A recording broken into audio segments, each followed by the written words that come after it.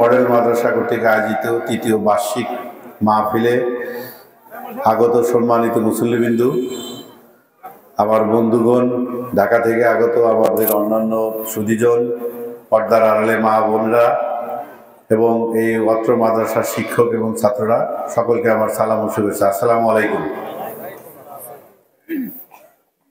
দোয়েল model মাদ্রাসার এই যে গতানুগতিকভাবে যে আমরা এই মাহফিল করে যাচ্ছি, এই মাহফিলে আমি প্রত্যেকবারই এসেছি। আসলে দোয়েল নামটি আমার জন্য অনেক তো আবেগের নাম, ভালোবাসার নাম, একটি অপূর্ণতার নাম আসলে। কারণ আমি যে দোয়েল গ্রামে জন্মগ্রহণ করেছি, সেই দোয়েল গ্রাম কোথায় ছিল সেটা আপনারা জানেন। আপনারা খুব ভালো, আপনারা হয়তো আমাদের মতোই এখানে যারা আছে তারাই হয়তো বা 90%ই হয়তো বা আমার মতোই অভিজ্ঞতা আপনাদেরও আছে। আমাদের সেই গ্রাম এখান থেকে না হলে হয়তো বা 6 থেকে 7 কিলোমিটার দূরে নদী গর্ভে। এই নদী ভাঙা মানুষের যে আর্তনাদ, নদী ভাঙা মানুষের যে কষ্ট, ভিটা মাটি ছাড়াতে মানুষের কষ্ট, এই কষ্টটা আসলে আমরাই বুঝি। যারা নদী ভেঙে গেছে তারাই বোঝে, যাদের নদী ভাঙে নাই তাদেরকে আসলে এই কষ্ট বোঝানো যাবে না, যে আমরা আসলে কতটা কষ্টের মধ্যে আছি। আজকে এখানে গান্ধাইল এই কুরালিয়ার এই আমরা যে আছি শুকুরতলা, এখানে আগে মানুষ বলতো যে এখানে ভূত আসতো না, এরকম একটা ব্যাপার। অথচ আমরা সেখানে এসে আমাদের জন্য বসতি করতে হয়েছে, আমাদের এখানে মাদ্রাসা করা হয়েছে, এখানে মসজিদ করছি আমরা, এখানে আপনাদের সবার কল্যাণে এখানে বড় একটা কবরস্থান হয়েছে। এটা সবকিছু আসলে আল্লাহ পাকের ইচ্ছা, আমাদের মুরব্বীদের দোয়া এবং মুরব্বীদের আমাদের যে সহযোগিতা ছিল তাদের সবাই মিলে আমরা এটা করতে পেরেছি। আমাদের আশেপাশের অনেক গ্রামের লোকজন এখানে আসি, আমরা প্রতিবেশীরা মিলেমিশে আছি, অনেক সুন্দরভাবে আছি। আমরা নদী ভাঙা মানুষ হলেও আমাদের মনোবল আছে, আমাদের একত্রতা আছে, এটাই আমাদের চালান আসলে। আমরা নদীর মানুষ বলে যে বাড়ি পুড়ে গেলে কিছুটা থাকে, আর নদী ভেঙে গেলে সবই চলে যায়। তা আমাদের সবই চলে গেছিল, কিন্তু আল্লাহ পাকের উছিলায় আমরা ইনশাল্লাহ আমরা এখনো মনোবল হারাইনি, আমরা এখনো একত্রিত আছি। আমাদের দোয়েল এত বড় গ্রাম, পূর্বপাড়া, পশ্চিমপাড়া, ঘোড়াপাড়া, মল্লিকপাড়া, সব মিলে এত বড় সমাজ, সেই সমাজ কিন্তু আমরা এখনো একত্রিত রেখেছি। এটা আমাদের মুরব্বীরা করে গেছে, এটাকে ধরে রাখা, এটাকে আমরা একটা দায়িত্ব মনে করি, পবিত্র দায়িত্ব মনে করে আমরা এগিয়ে যাচ্ছি। আপনারা এলাকাবাসী অনেকেই অনেক গ্রামের হইলেও আপনারা সহযোগিতা করছেন। এই যে একটা মাদ্রাসা, একটা মসজিদ, একটা কবরস্থান কেন্দ্র করে আমরা যে আজকে এক হতে পারছি, আমরা যে সবাই মিলে একসাথে একটা বসতে পারছি, কথা বলতে পারছি, এটা একটা আল্লাহ পাকের আসলে অশেষ নিয়ামত বা বর্ণনা। কারণ নদী ভেঙে মানুষ আজকে জেলা থেকে জেলায় স্থানান্তরিত হয়ে গেছে, অনেকে ঢাকায় চলে গেছে, তাদের গ্রামের বাড়িতে আসার কোনো উপায় নেই, ইচ্ছা থাকলেও তারা আসতে পারে না।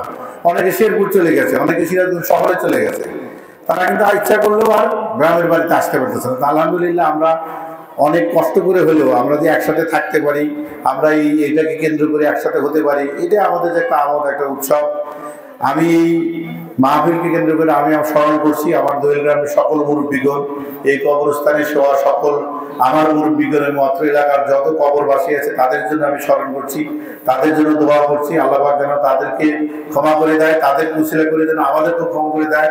আমার মুরব্বীদের যেন আমাদের যে মাদ্রাসা এবং আমরা যে মসজিদ করেছি এটা যেন তাদের জন্য নাজাতের উসিলা হয়ে যায়।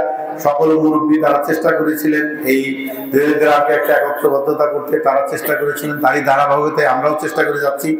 আমরা আশা করি যে এই মডেল মাদ্রাসা এবং আমাদের এই মসজিদ এবং কবরস্থান সব মিলেই যেন ভবিষ্যতে তাদের নাজাতের উসিলা এবং আমাদের নাজাতের উসিলা হতে পারে।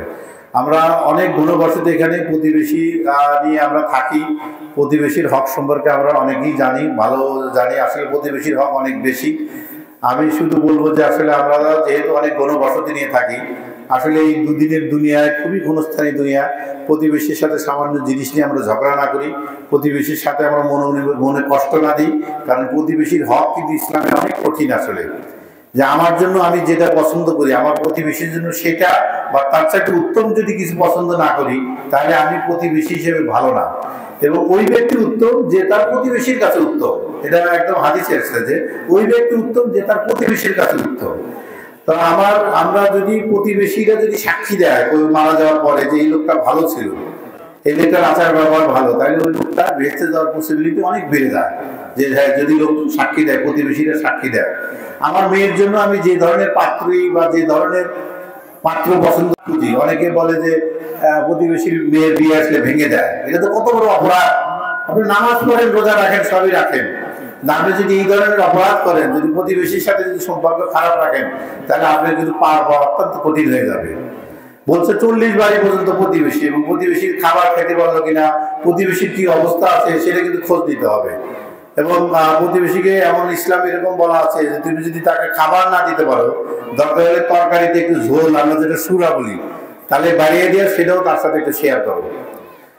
একটা দেওয়ালে একটা প্যারাক লাগালে সেটা প্রতিবেশীর কোনো অসুবিধা হবে কিনা সেটাও খেয়াল রাখতে হবে। আবার প্রতিবেশী যদি তোমার দেওয়ালে একটা প্যারাক লাগাতে চায়, তার কোনো সুবিধার জন্য সেটা লাগাইতে দিতে হবে।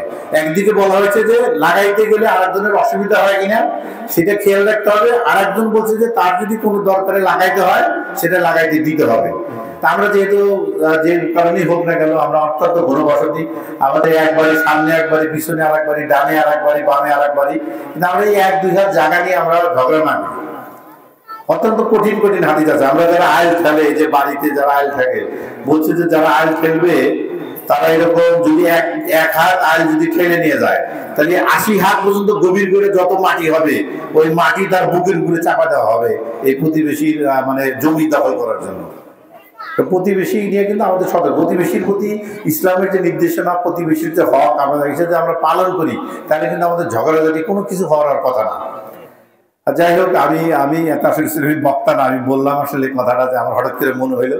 আপনারা সবাই ভালো থাকবেন, সুন্দর থাকবেন, আমাদের জন্য দোয়া করবেন, আমাদের বন্ধু বান্ধবের জন্য দোয়া করবেন, আমরাও আপনাদের জন্য দোয়া করি, সবাই সবার জন্য দোয়া করি যেন আমরা আল্লাহ পাক আমাদেরকে ভালো রাখেন, সুন্দর রাখেন। ভবিষ্যতে ইনশাল্লাহ আমাদেরকে আবার দেখা হবে আমাদের এই দোয়েল মডেল মাদ্রাসা কেন্দ্র করে। আপনারাই ইনশাল্লাহ এটার প্রাণ, আপনারাই এটাকে চালাচ্ছেন, আপনারা এটাকে দেখে রাখবেন, সুন্দর রাখবেন, যে কোনো পরামর্শ দিবেন। খাজা ভাই আছে, আমাদের আলাইম ভাই আছে, তাদের সাথে যে কোনো পরামর্শ আপনারা করবেন।